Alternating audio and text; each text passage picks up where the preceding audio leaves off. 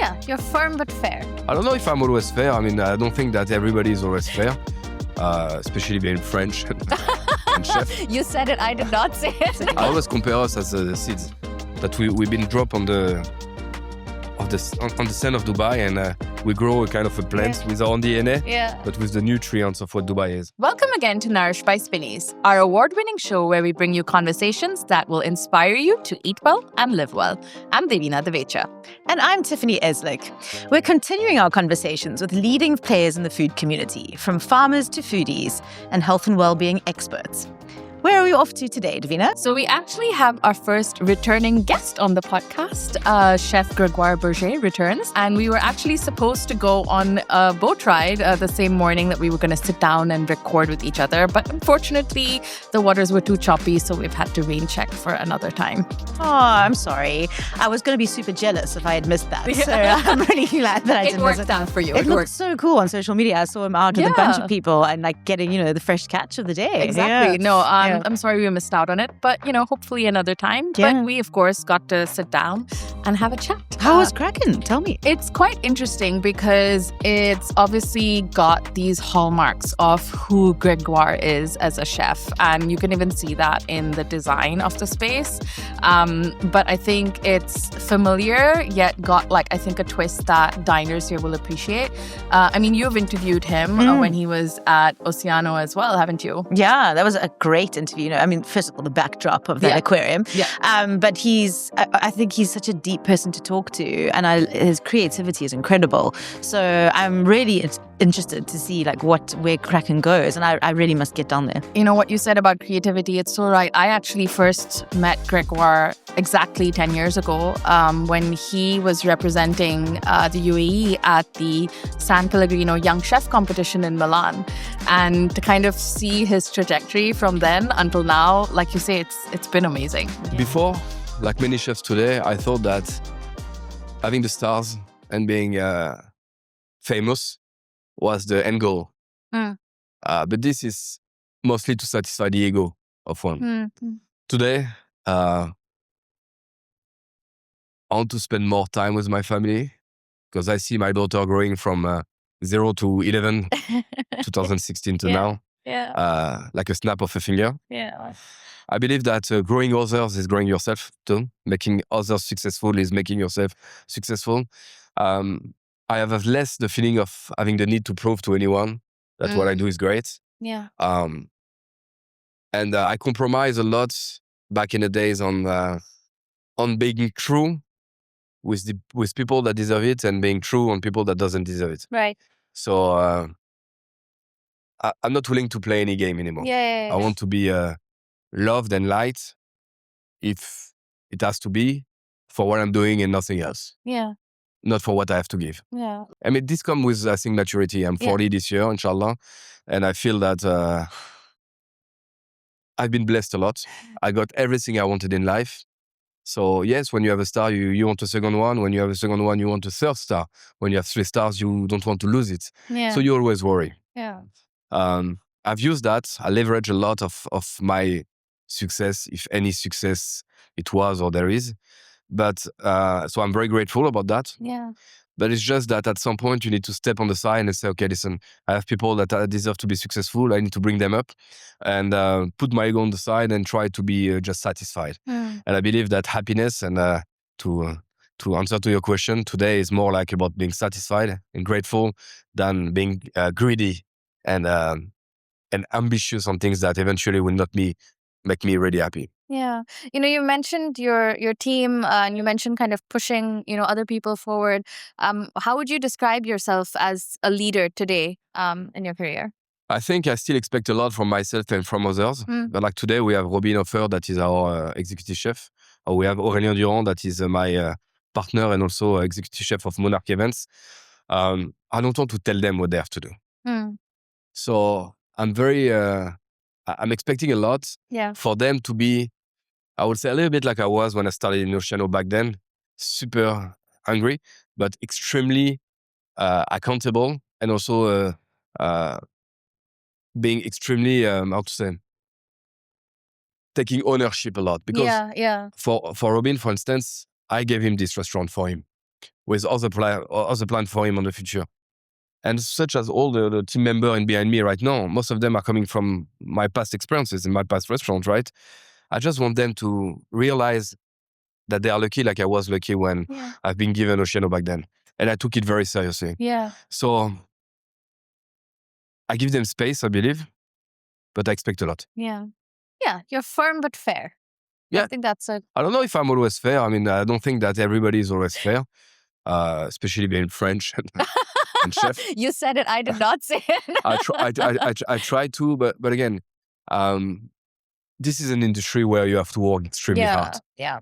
You have to work extremely hard in this industry. And if you don't, you will never be successful. I don't believe you can be successful by being complacent or working 7-8 hours a day. Sure. I don't believe in that. It's like you go to the army and you expect to rest and having a work-life balance. Yeah, sure. It doesn't work this way. Yeah. Then you don't choose to be in the army. You choose to be in something else.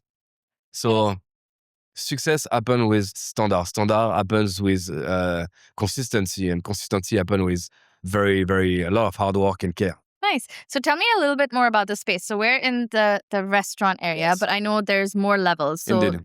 Tell me more about this entire structure. So Kraken is our main space, our main restaurant. On the first floor, we have another space to be closed soon. We're going to have other things happening. Right now, we use it for different uses, but I don't want to talk too much about it. Okay. And then there's a rooftop where we created a concept called the Nest, relative to the Falcon, the nest of the Falcon, which is one of the emblem of UAE, where we do mostly exceptional specialty coffees and coffees in general, teas, and some amazing pastries as well. Everything made in-house. And in the whole building, we are at 99.9% artisan. Everything we do it ourselves. We don't have alcohol, but we have an amazing beverage program. We do cocktails, kombuchas, kefir, a lot of different things. We do as well all the sodas. We don't have Coke, we don't have soda in general. We do 5 different sodas that we do in-house. All in-house. So even all the pastries, everything we do it ourselves. Okay, so if I didn't want to come to Kraken, but just go to Nest, that's possible? Yes. Nice. Okay, lovely. And I think, when you said about like the different beverages and the sodas in-house, I think that's great because I feel like right now a lot of people are exploring the different kinds of, mocktails and non-alcoholic beverages there are to offer, whether it's for health or for anything else. And I'm genuinely surprised and really happy with the options I'm seeing right now in different restaurants. I mean, I remember a time when I would go to a restaurant and say, can I have something without alcohol in it? And they would say water or like a soft drink or something, but nothing else. It was, or the drink wasn't very good. It was just sugar, if you know what I mean. So recently I've been really surprised. Because there is a demand for health. A lot of people not drinking. I'm not drinking. For us, we choose Al Wasl where we cannot get any license due to the fact that it's a very local neighborhood. But again, think about it. It's much more difficult to create a very, very good non-alcoholic beverage program rather than open a bottle of wine and serve it. I mean, when you're sommelier, it's all about knowledge, right? But you open the work of someone else, you pour it, you explain it. Here you have to mix it, mixology. So it's like cooking basically. So it's much more, in my opinion, it's much more complicated to do. Definitely, I agree. Why is the restaurant called Kraken, by the way? Because Kraken is this mythologic octopus, massive, living in the depths, and I'm pretty much sitting on the hole of the Kraken. Right. It's, the octopus, it's a very intelligent creature that has 3 hearts, 8 legs, brains in every legs. It's touching a lot of different things. It represents us a little bit. We are, like we say in French, touche à tout. We touch a little bit of everything. Nice. And related to the mythology is more like going to the depths to find novelty, discovery. So that's why it's called Kraken. Nice. So tell me a little bit more about Kraken. Tell me more about this concept. So Kraken is a place that myself and Bader, that was the restaurant manager back in the days with me in Oceano for 6 years, we've decided to open a place that looks like us, I would say. Okay. So it's still very, very underwater. Okay, kind of vibe, right? But the idea was to go back to the primal way of cooking, being able to use local products and create a place definitely anchored into the UAE heritage by the products, but not by the cuisine. So it's kind of an hybrid in between local products and my cuisine, obviously. That is very difficult to name somehow. And is that what you would say is, I guess, the philosophy of the food in this restaurant, like around local and... So indeed, the thing is that, I've been many years, 14, in Dubai, and I've always been like somehow not really happy of having to fly every product from around the world every day. You know, as a chef, we are supposed to give happiness to people through nature. Yeah. The thing is that when we live in Dubai, unfortunately, we guess that there is not enough to create a menu, to create a concept. And there is also a misperception where most probably people will maybe not buy it because it's local. Right. So we started to explore the UAE for about 8 months. We've been to Oman, we've been to Fujairah, Abu Dhabi, many different places. And the mission was like, okay, can we do it? Yeah. It started, we built a whole building on the idea of, this can be done, right? Yeah, yeah. And then eventually we bought a fishing boat. We started to fish. The brother of Bader is the one mainly taking care of that. We do also recreative fishing. Mm-hmm. We do target fishing, which means that if we don't need the fish, we're going to bring it back to the water. Right. And we started to do ikejime technique, the Japanese technique to kill the fish. Yes. It keeps it fresh on. So basically, it avoids the stress for the fish. It kills it instantly. It doesn't suffer or suffocate on the boat, and then preserve the flesh as well. And then after we ice it, and then it doesn't touch water anymore. Mm-hmm. Then we dry age it for some parts. Right. We do a lot of different things with this, right? But the idea was like, okay, if we apply international standard on local fish, this will give us some quality of international fish. Yeah. And we just realized by doing blind testing that a shimaji from Japan or a kingfish well treated here in Dubai is the same thing. It's the same. When you're talking about the fish and going fishing as well, can you tell me a little bit more about those ingredients? What are you getting on the menu here at Kraken? What kind of seafood can we see if we come here as diners? So it's not only seafood, that's the thing, right? Kraken represent the earth in terms of proportion. There's 70, 65, or 2/3 of sea and 1/3 of land. That's our benchmark. Got it. So we try to apply that to the products we find here. So of course we have the fish. We have tuna from Oman. We met the Ministry of Fishery and asked them to give us contact of fishermen that could do ikejime for us because we cannot go in Oman every day. Yeah. We go in Fujairah, we get oysters, but we found farms as well. We found farms that can give us quail, pigeon, lamb, duck, camel. Yeah. We did a collab recently with Soleiman from Moonrise and we found camel. Camel that is very difficult to get somehow. We struggle to get it, right? Okay. And so all in all, the idea was let's explore the terroir in general. Of course, the sea and the fish is my specialty, but we just realized that there is so much things. But the main thing is, it's not because it's local that we're going to use it. It has to be great. Okay. So for instance, we don't use local tomatoes. Okay. Because 99% of them are hydroponics. Right. And it cannot give a good tomato. It's good, it looks great, it's a little tasty, but it's not good enough. So then we will expand our circle of research, but we'll not go from that, which is Dubai, to that, Japan or Britain. Sure. We'll go abroad a little bit. We'll go in Iran, we'll go maybe in Sri Lanka, we'll go in Kazakhstan where we find our tomatoes.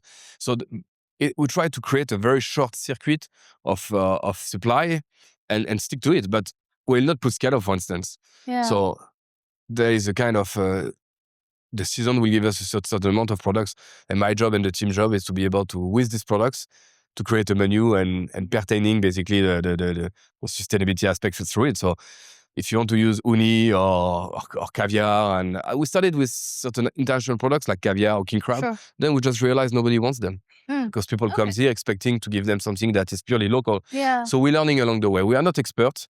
We are not here to teach people how we do.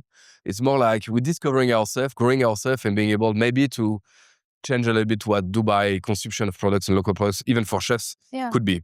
Yeah, and I love that because, you're really thinking about, your produce and the circle from where it comes from. And that's something a lot of chefs do, I think, want to do. And you're trying to prove that, hey, it is possible to kind of respect the local I think it's our duty. Yeah. I mean, it's think about it. I think to fly flights every day from around the world to get products. Yeah. And at the time, I used to do it a lot, right? So I'm not blaming anyone, right? But there's something to do here. Yeah. And we should do our part because there is always this thing, let's be sustainable. What does it mean in Dubai? So why did you think that, at the time that you did open Kraken, why was this the right time for you to get into doing this? So I'll be very honest. When I left Oceano, I didn't want to be again in a restaurant. Okay, wow. No, because I have my own company. We are doing a lot of different things on the side. And especially me and every chef anyway, I believe when you are in a restaurant, you want and you must be here because people want to see you. So the main critical point for me was like, okay, if I do it, let's do it with something very meaningful. And this all basically local sourcing aspect really bring me back to my old days when I was an apprentice, when we had everything at the doorstep, when people were coming and bringing the fish from the surrounding waters for a price that was very, very small back then, right? We used to forage our herbs and everything. And it was so normal. So can we do it? And to which extent can we do it? And we just proved that today with 80 to 90% of our proteins are coming from Dubai. And we just found salt, and every day we found different products. We found mangrove honey. There's plenty of things that we don't even know. Plenty of people that are doing amazing things, but it's very niche because nobody has taken the time to do it. It's all a matter of time. Switching tracks a little bit. Talking about the city that you've been in for so long, how have you seen it change from a dining perspective? Are you excited about where it is right now, or where it's going? It's amazing. It's amazing because, I've started pretty much the same time of some of the best names on the city. Can name them all. We know each other since a long time. Take Orfali, you take Dressing Studio, you take Adrien from Chewan that was into another type of hospitality before. All of them. We know each other. We grow together, and it feels like somehow it belongs to us. Anybody coming now will just work on our foundation because we made a foundation together collectively. What I love in Dubai is that there is no animosity. I feel that every chef's like each other's. There is respect. Very supportive. Very supportive. There is respect in between each other's. I remember Imanchu always very, very supportive in many, many different cases. I'm very grateful of him. I'm very excited to see what will come up next. But the most important is that what Dubai has created, it's a Dubai culinary scene with chefs being able to create concepts from their own DNA into a city that I've seen pretty much everything already. But it's more chefs that are anchored into the land of Dubai and that truly shine worldwide, which give credibility. But there is a reason for that. The Michelin Guide, the Best Chef, 50 Best, all of that, like it or not, participated a lot to create awareness and to level a lot the standard of the city. Yeah, no, I'd agree. It's changed a lot, and it's nice to see chefs like yourself. Like you say, anchoring is such a good word in the city. I always compare us as the seeds that we've been dropped on the sand of Dubai, and we grow a kind of a plant with our own DNA, but with the nutrients of what Dubai is. And it creates an hybrid basically of a tree, which is us. And we give fruits that are an hybrid and made of our DNA and the soul of Dubai. No, I love that.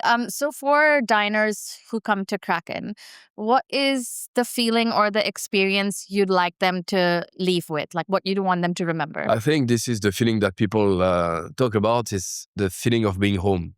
It's a place where when you come here, you're going to be served with the highest standard. Let's not forget, I spent 10 years in Oceano sharpening standards and SOPs somehow. Here, we want people to have this standard without having to add too much of it. Even in the food, our motto is to remove what has not to be, whether it's on the food or on the service. So if we start to do things that are irrelevant for us, then we remove it. It has to serve the emotion, it has to serve the taste, the visual as well, but it's more going to the essential, right? Being genuine. And I think, when you're talking about being genuine, and that goes back to what we were talking about earlier around sustainability and being responsible. I'm wondering if there's other ways that you'd like to share that you're being that way sustainable in the restaurant. So, for instance, where we discover many different places, we've been to the Zayed Foundation and in Abu Dhabi, and they have people of determination working there. And we just realized that they are doing cheeses. With camel, with sheep, local products. I was like, okay, let's support them and buy these products. Then after we go to another place into the same foundation, and we just realized that they were doing stitching. I was like, okay, let's do the uniform with them. Right. So they make our uniforms. Then after we just realized they bought some machines to do freeze-dried strawberries and stuff. So we started to work on that. The kale also is grown by them. So what we do is that not being sustainable only on the products, because we're in Dubai. I mean, if you want to be sustainable, you can add your part, but you will never be entirely because it rely on so much energy and so on. But it's more like sustainability of people of how you treat people, how you use people that you can support. Yeah. So it's a whole ecosystem, I would say. But we are just at the beginning. It's a project that we are at 5% of what we want to do. Yeah. And is that something that you wanted to do from the start, around this philosophy of being sustainable, not just with people, with product, with everything? Yes. Back in the days in Oceano, I wanted to create a kind of Oceano project where we give much more to the staff, where we take them with us, discovering different things and everything. It's not only work and shush. It's like more, okay, come with me and we'll show you how to do things, right? But it has to come from the staff as well. Yeah. Opportunities is something you have to see and catch. And some people don't want to catch or see anything. They just want to stay in their comfort zone. And back in the days, we used to have this dish always called life start at the end of your comfort zone. So right now, when we go fishing, we go with the staff. Yeah. Like yesterday, we had a client who wanted to go on the fishing boat and cook their own catch. So we sent one of our guys there. So we try to basically teach people how to live life. Because life goes very quick in Dubai. We all witness that. And I just realized that we need to do things. You need to have patience. You need to have hobbies. You need to live a little bit, right? Yeah. And that's why also I left the corporate world to be on my own place, which brings other worries, right? But at least we are free to choose our worries. Yes. Yeah. No, that's a really good way of putting it. I think, even I think, I've put myself in this situation. So this is now for me to handle. I really wish we were able to go on the fishing boat this morning, just hearing you talking about it. So what do you do? Do you just go out for a couple of hours and I guess the best spots to look? Yes, of course. Yeah. So like I said, Ahmed, which is the brother of Bader, left everything in Morocco to become a fisherman. Yeah. So usually we leave around 5:36 and we go on different spots. This morning the weather wasn't good. Yeah. So it happens. Unfortunately, it goes with it. And this is also the whole representation or metaphor of what Kraken is. Yeah. You go as per the weather, you go as per the seasons, and you do with it.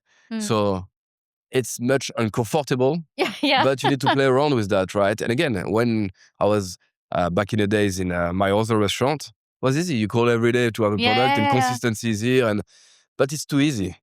Yeah. Right. So what's keeping you busy right now? Obviously, you said the space in the middle of this building is coming soon. Yeah.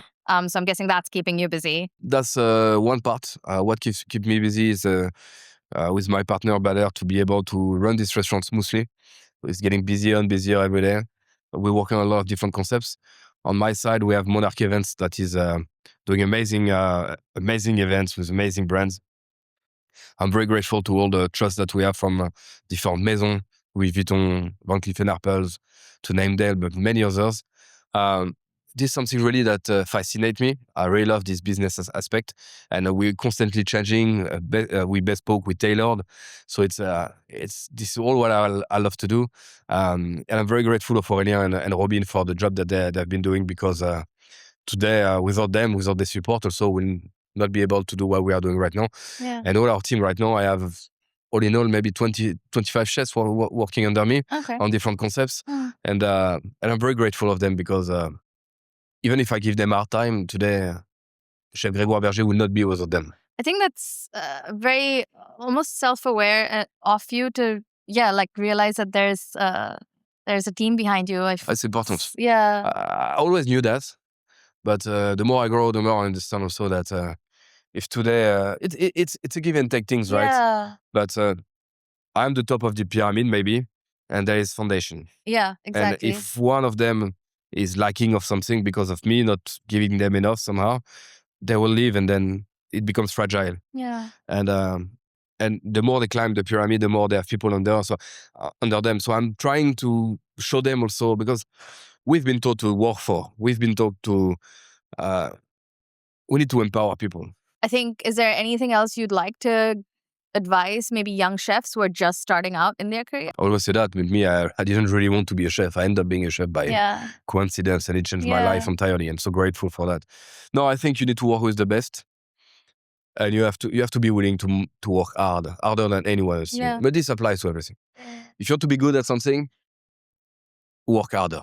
Yeah. There is no other solution. There's no shortcut. I've tried, but I've tried to be much more cool. Yeah. Or like being much more, not complacent, but a bit softer, never worked. I think it's, I've learned in the hard way. So I tend to reproduce that a little bit. Of course, we evolved a lot, and people deserve respect. Yeah. But we deserve respect as well. Yeah. And, the last time you were on the show, the question that we ask all our guests, I don't you remember answered any. it. Yeah, what is it that nourishes your soul? Last time you said beauty and freedom, and you did expand on that a little bit. Is the answer still the same? Today, freedom, more than ever. Yeah. I think beauty is still, because, what is art? Art is to give an emotion through something. Cooking, music, can be videography, can be anything, a podcast. So I love to touch a bit of everything now to create beauty and to give emotions, if I can, right? Yeah. So this is primordial for me. It's very, very important. But I'm just satisfied today. Yeah, I love that. Great. Well, thank you for taking the time. I appreciate it. Thank you, David. And hopefully I will see you out on a boat someday. Yeah. We can. And hopefully we'll see you for dinner as well. Yeah, definitely. Thank you so much. Thank you. I mean, you got into it, didn't you?